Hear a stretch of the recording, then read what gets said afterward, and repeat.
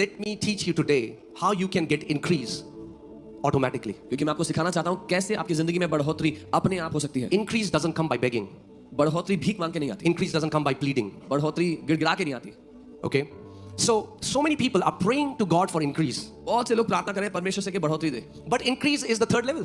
लेकिन बढ़ोतरी तीसरा स्तर है। They have skipped the first two वो पहले दो तो छोड़ देते हैं and they are saying, God, give me increase. और फिर कहते हैं परमेश्वर मुझे बढ़ोतरी दो। That's why I said they believe in magic. इसीलिए मैं कहता हूं वो लोग जादू पे विश्वास करते हैं। Believing for increase without sowing the seeds is magic. बढ़ोतरी के लिए विश्वास करना बिना बीज बोए जादू ही तो है।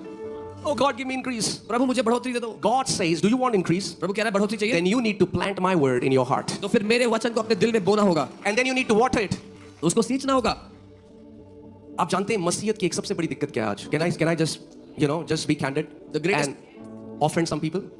The greatest problem in the Christian world, मैं सच्चाई कह के कुछ लोगों को नाराज कर सकता हूँ। हाँ, ये गिफ्ट है मेरा. This is my gift.